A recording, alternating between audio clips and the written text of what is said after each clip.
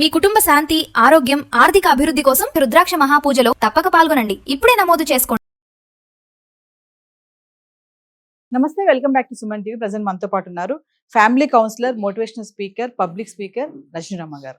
నమస్తే మ్యామ్. నమస్తే నవీన. మేడం, మనం ఈ వీడియో చాలాసార్లు మాట్లాడుకున్నాము. అంటే రాత్రి 10:30 తర్వాత కొంతమంది అమ్మాయిలు, అందరి గురించి కాదు, కొంతమంది అమ్మాయిలు ఏంటంటే లిఫ్ట్ అడిగి అబ్బాయిల్ని అలాంటి కార్యక్రమాలు చేయడానికి, అంటే ఇదంతా కూడా డబ్బుల కోసమేనా? నేను ఒకసారి కుక్కట్పల్లిలో నేనే చూశాను. కుక్కట్పల్లి కొంచెం మార్కెట్కి వెళ్ళినప్పుడు ఆల్మోస్ట్ 9:30 అయిన టైము. కొంచెం యంగ్స్టర్స్ అమ్మాయిలే మాస్కులు పెట్టుకొని అబ్బాయిల దగ్గరికి వెళ్ళి, అబ్బాయిలే కాదు పెద్ద పెద్ద వాళ్ళ దగ్గరికి కూడా వెళ్ళి మాట్లాడడము. అంటే ఇదంతా కూడా డబ్బుల కోసమే చేస్తున్నారా? ఇంకా గట్టిగా చెప్పాలంటే ఒళ్ళు అమ్ముకొని సంపాదించుకుంటున్నారా అని అంటే సిటీలో ఇలాంటి కార్యక్రమాలు బాగా జరుగుతున్నాయి.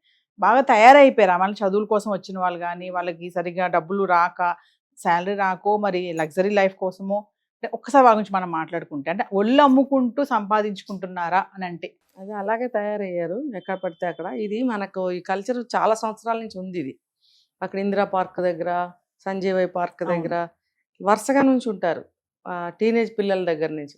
నాకు అసలు అర్థమయ్యేది కాదు. వెళ్ళి మళ్ళాగా వచ్చిన వాళ్ళేమోలే పార్క్కి సరదాగా అనుకునేదాన్ని. తర్వాత తెలిసింది, అరే వీళ్ళు చిన్న చిన్న పిల్లలు ఇలా ఎందుకు అయిపోతున్నారు, చదువుకోరా అని. అంటే మనం లోతుకెళ్ళి ఎప్పుడు మాట్లాడలేదు అప్పట్లో.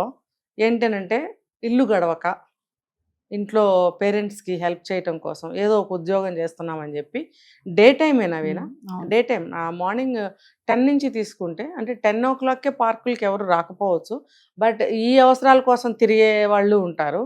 కాబట్టి అమ్మాయిలు ఆ టైం నుంచి ఎనీ టైం రాత్రి వరకు కనిపిస్తూనే ఉండేవారు. అంటే ఏంటంటే వాళ్ళు ఇంటి అవసరాల కోసం, ఇంటి ఖర్చుల కోసం, వాళ్ళు సంపాదించుకోవడానికి ఇట్లా చదువులు సంజలు మానేసి, తర్వాత ఏదో ఉద్యోగంలో చేరితే వాళ్ళు టైం టు టైం అక్కడ ఉండడము, తక్కువ జీతాలు, ఇట్లా వాళ్ళ ఆలోచనలు, వాళ్ళ అభిప్రాయాలు వాళ్ళకుండి ఇలా సంపాదనలో పడ్డారు.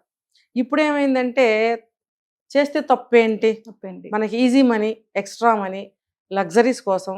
ఇప్పుడు ఏంటి, మనం ఈ మధ్య చాలా తెలిసినాయి మనకి, కోలివింగ్ అని, డేటింగ్ అని, ఎన్నెన్నో పేర్లు మనకు వద్దు, అవన్నీ 1,00,000 పేర్లు పెట్టుకుని ఒక పక్క నుంచి జాబ్ చేస్తూనే డబ్బు సంపాదిస్తూనే ఈ పనులు కూడా చేస్తున్నారని మనం విన్నాం కదా.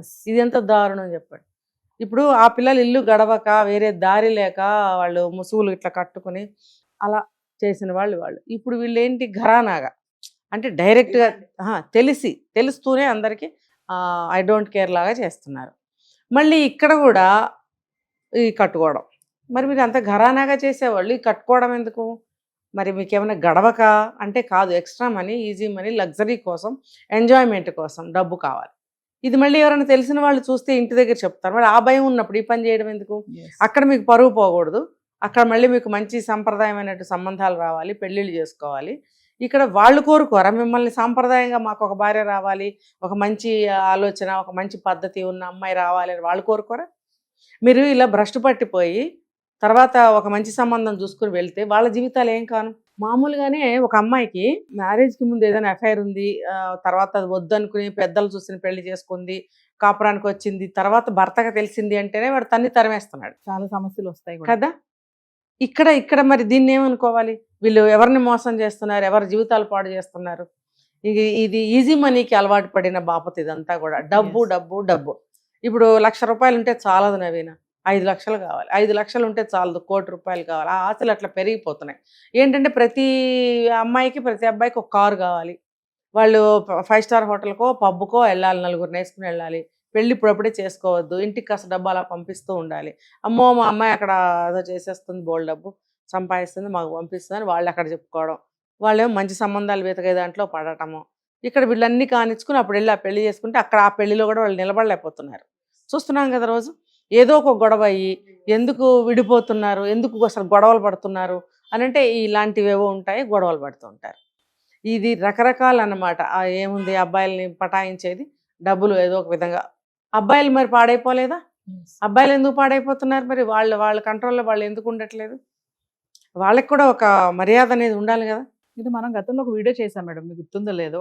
అవుట్స్కట్స్ లో లిఫ్ట్ అని అడిగేసి వాళ్ళని పక్కకి తీసుకెళ్ళిపోయి వాళ్ళని బ్లాక్ మెయిల్ చేయడము, అయితే ఇప్పుడు ఏంటంటే సిటీస్లోనే మామూలుగా మనం తిరుగుతున్నటువంటి ఏరియాస్లోనే కనబడుతున్నారు. కొంచెం మీరు గమనించారో లేదో 9:30 10 గంటలకు ఎప్పుడైనా చూడండి, అక్కడక్కడ నిలబడి ఉంటారు కొంతమంది.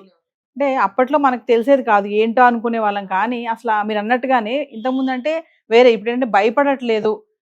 అంటే ఈ తప్పేముంది ఇది మేము చేస్తే, అంటే ఇది డబ్బుల కోసము లగ్జరీ లైఫ్ కోసమే అంటారా? ఖచ్చితంగా అంతే. రెండోది ఏంటంటే స్వేచ్ఛ. ఇప్పుడు చట్టాలు ఎన్నో లూజ్ చేశారు కదా, అంత లూజ్గా చట్టాలని వదిలిపెట్టేటప్పటికి సమాజంలో ఎలా ఉంది, విశృంఖలత్వం పెరిగిపోయింది. అది చేస్తే తప్పు కాదు, ఏం చేసినా తప్పు కాదు, ఏం చేసినా ఎవరు పట్టించుకోరు, వాళ్ళు చేయటం లేదా వీళ్ళు చేయటం లేదా, ఇలాంటి అభిప్రాయాలకు వచ్చేస్తున్నారు. డబ్బు డబ్బు డబ్బు డబ్బు చెప్పాను కదా, మనిషికి ఒక కారు ఉండాలి, మనిషికి ఒక స్టైల్, మనిషికి ఒక ఎంజాయ్మెంట్, ఇష్టం వచ్చినట్టు ట్రిప్పులు. డబ్బులు ఎక్కడి నుంచి వస్తే, వీళ్ళు సంపాదించే డబ్బులు సరిపోవు.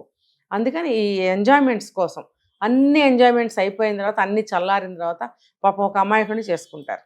ఇదే నేను ఇందాక కూడా చెప్పింది. ఈ డబ్బు పిచ్చి వదలాలి. ఏం చేయడానికి? పోనీ ఏమన్నా ఒక ఇల్లు పెట్టుకున్నారా, లేదు అలా నాన్నకో అమ్మకో ఆరోగ్యరీత్యా డబ్బు లేదు అని అంటే ఏమన్నా పిచ్చి పని చేశారా, అలాంటివి కూడా ఎక్కడ కనపడుతున్నాయి? నాకైతే కనపడలేదు. అంటే డబ్బుల కోసం దిగజారిపోతున్నారు అని అనుకోవచ్చు. డబ్బుల కోసమే. ప్రభావం మీద ఇంపాక్ట్ ఎక్కడి నుంచి వస్తుంది? అంటే సోషల్ మీడియానా, లేకపోతే తల్లిదండ్రుల పెంపకమా, లేదంటే సొసైటీయా? ఇది పెంపకం అని చెప్పలేము, కానీ ఆ అమ్మాయిలు ఎక్కడికి వెళ్తున్నారు అనేది వాళ్ళు కనిపెట్టాలి. ఇప్పుడు ఈవినింగ్ టైమ్స్ అనుకో, నైట్ టైమ్స్ అనుకో, ఇంట్లో వాళ్ళకి తెలుస్తుంది ఆడపిల్ల ఇంట్లో ఉండాలి, అమ్మాయినా అబ్బాయినా ఆ టైంకి ఇంట్లో వచ్చి ఉంటారు. మరి వీళ్ళు పగలు చేస్తున్నారు ఈ పనులు. నేను చెప్పా కదా, మార్నింగ్ 10 నుంచి ఈవినింగ్ వరకు, ఇంకా వాళ్ళ ఇంటి దగ్గర వీళ్ళు ఉన్న టైంని బట్టి అనమాట. ఇంటికి 8ంటికి వెళ్ళాలా, 6ంటికి వెళ్ళాలా అన్న వాళ్ళ టైం చూసుకుని, వాళ్ళ టైం ప్రకారం ఆ పగల టైం అంతా బయటే ఉంటున్నారు. ఇప్పుడు సాఫ్ట్వేర్ ఉద్యోగస్తులు అనుకోండి, వాళ్ళు ఉద్యోగం చేయాలి. ఉద్యోగం చేసిన తర్వాత ఎక్స్ట్రా టైంలో లాస్ట్ ఇంటికి వెళ్ళే ముందు టైంలో ఏమైనా చేస్తున్నారంటే, ఇంటి దగ్గర ఏం చెప్తారు, నాకు ఈరోజు టీమ్ లంచ్, టీమ్ డిన్నరు, అదే టీమ్ డిస్కషన్స్, టీమ్ మీటింగ్స్. చూస్తారా ఎంత నైస్ నేమ్స్. పాపం ఆ పిచ్చి తల్లులు ఇంటి దగ్గర నిజం అనుకుంటారు. వాళ్ళకి తెలియదు కదా టెక్నాలజీ ఉద్యోగాలు, తెలియదు వాళ్ళకి. ఆహా అవునా, మరా త్వరగా అన్నం తిని అలసిపోయి త్వరగా పడుకో, ఇలా పాపం అంటుంటారు. వీళ్ళకి అన్నీ అయిపోయే వస్తారు, వాళ్ళతో కలిసి తినడాలు తిరగడాలు దొరలటాలు అన్నీ అయిపోయిన తర్వాతే వస్తారు. ఇక్కడేమో తల్లికి రోజు ఎన్నిసార్లు మోసం చేస్తారు తల్లిదండ్రులకి కదా, వాళ్ళ ఆత్మవంచన అది తెలుసుకోవాలి. మీరు డబ్బు దేనికి సంపాదిస్తున్నారు, ఫస్ట్ ఆ క్వశ్చన్ వేసుకోవాలి. మీరు నీతి మార్గంలో డబ్బు సంపాదించండి, తప్పులేదు, డబ్బు కావాల్సిందే, కానీ నీతి మార్గంలో మీరు సంపాదిస్తున్నారా? నువ్వు ఒక ₹1,00,00,000 జమ చేసుకున్నావు అనుకుందాము, నువ్వు ఎలా సంపాదించావు అంటే నీ ఆత్మకి చెప్పుకోగలవా నువ్వు ఎలా సంపాదించావు? అవినీతి మార్గంలో నువ్వు వ్యభిచారం చేసి సంపాదించాను అని సమాధానం చెప్పుకుంటే నీకు అసలు అది తిన్నది కూడా అరుగుతుందా? రేపు పెళ్లి చేసుకుని భర్త దగ్గరికి వెళ్ళాలి, పిల్లలు పుడతారు, నువ్వు డబ్బంతా ఖర్చు పెట్టి ఒక కారు కొంటావో ఒక ఇల్లు కొంటావు అనుకుందా, ఊరికే ఎగ్జాంపుల్. అవి అడుగుతారు, వాళ్ళు ఏమని చెప్తావు సమాధానం? డబ్బు ఎక్కడదంటే పుట్టింటి వాళ్ళు ఇచ్చారని చెప్తావా, నువ్వు ఆఫీస్లో సంపాదించానని చెప్తావా? సాఫ్ట్వేర్ వాళ్ళకి ఎంతెంత జీతాలు వస్తాయో ఆ ర్యాంక్ని బట్టి అందరికీ తెలుస్తుంది. నువ్వు ఇన్ని కోట్లు సంపాదించానంటే ఎవరు నమ్ముతారు? కాబట్టి ఆత్మకి చెప్పుకోవాలి. మనస్సాక్షి దేనికైనా కోర్టు, ఆ కోర్టులో మనకి మనసే సాక్షి, అక్కడ చెప్పుకోవాలి ఏదైనా కూడా. నువ్వు ఎలా సంపాదించావంటే నువ్వు దగ్గర సమాధానం ఉండదు. నువ్వు బ్లఫ్ చేస్తావేమో ఆ సమయానికి, కానీ తర్వాత నీకు నిద్ర పట్టదే. నీకు మనసు అంటూ ఉంటే నీకు నిద్ర పట్టదు. కాబట్టి మనసుకి చెప్పుకోవాలి. రూపాయి సంపాదించినా మన నీతి మార్గంలో సంపాదించే గుండె మీద చేసుకుని హాయిగా నిద్రపోవచ్చు. Thank you.